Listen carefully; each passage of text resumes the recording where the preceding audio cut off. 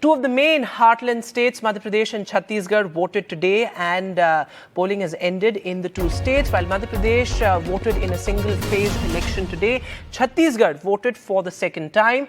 Well, in both these states, what's common is it's being seen as a direct fight between the BJP and the Congress in Madhya Pradesh as well as in Chhattisgarh. In fact, the voter turnout has been pretty impressive in both states. In Madhya Pradesh, the voter turnout till 5 p.m. was 71%, a little over that. And in Chhattisgarh, it was about 67% till 5 p.m. So, of course, these are provisional numbers. There will be more clarity subsequently.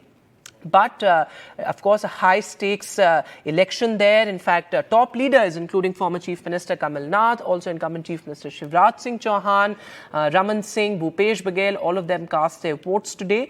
And it is, in a sense, a culmination of a high-voltage campaign in both the states as well.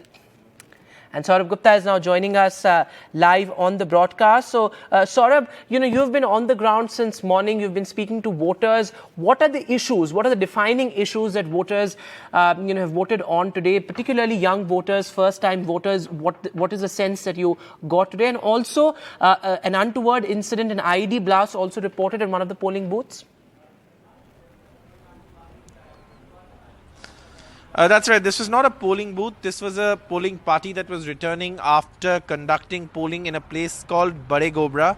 And this is in the Garhyaban district of Chhattisgarh. An IED went off targeting the polling party. One of the security personnel attached to that polling party suffered fatal injuries. The IG Raipur has, of course, confirmed that incident. And there are visuals of, that security personnel being brought to hospital. An unfortunate incident. Polls have largely been peaceful in Chhattisgarh, even in the areas that have, some worries about the influence of Naxals. But this one incident has led to one casualty, which is a very, very, sad incident after a largely peaceful polling day.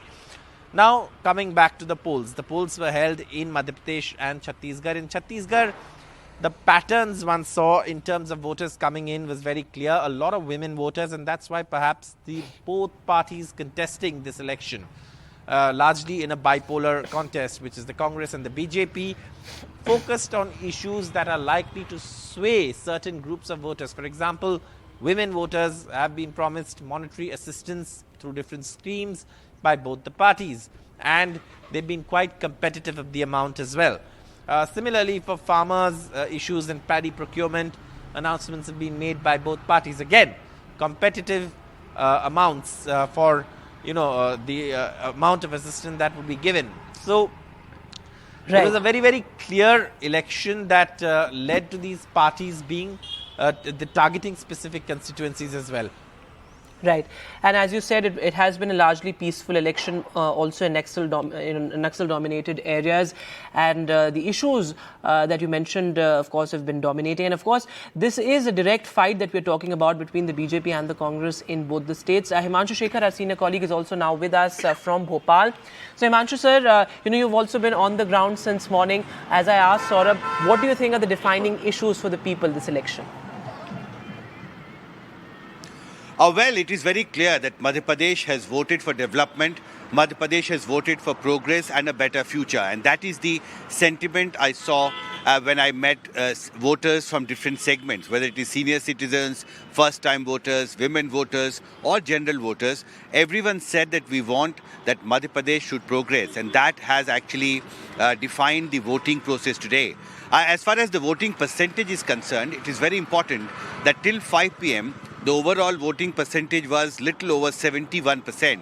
And remember, in 2018, Madhya Pradesh had recorded an overall voting percentage of around 75.63%. So till 5 p.m., it was more than 71%. And I think that this is an indication of the fact that this year, the overall voting, that the data will be released very soon, it is being collated now from different parts of Madhya Pradesh, that the overall voting percentage could be marginally higher than last year. And I think this is largely because of large turnout of women voters. Remember, the data that has been released very clearly shows that the share of women voters who have voted today is almost at par with those of men. And that shows the emergence of women voters in MP politics. We have been told by Election Commission officials that last several months there has been several campaigns in different parts of Madhya Pradesh to encourage more and more women voters to vote. Remember, there were 2.7 crore women voters who were registered for these polls in Madhya Pradesh, and the overall voting percentage shows that they have voted almost at par with men, which is a big change in MP politics, and it shows the rise of the women voter in the election process, and that we have seen in other states as well, and that is the sentiment I saw on the ground. And women voters whom I've interviewed, and I've met more than, I think, around 100 women voters today I've talked to, everyone said that we want a Madhya Pradesh where women can feel more secure.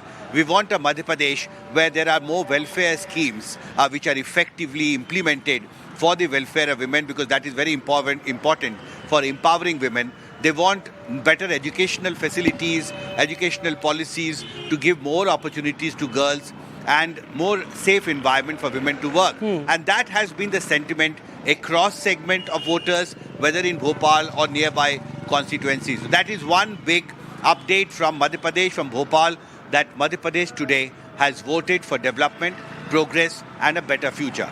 That's right. Right, Himanshu, so thanks so much for that comprehensive report. And as you said, there has been a polar shift in terms of the issues that people in Madhya Pradesh are voting on, infrastructural development and also, things like development at large. But one point you made about freebies and welfare schemes, and there's always this big debate around whether they actually translate on the ground for political parties or not. And Saurabh is still with us. Saurabh, in terms of your interactions with voters, I asked this to you earlier as well. What do you think is the impact of all these welfare announcements and freebies? Do voters care about it? Is that something that will decide the narrative on the ground as well?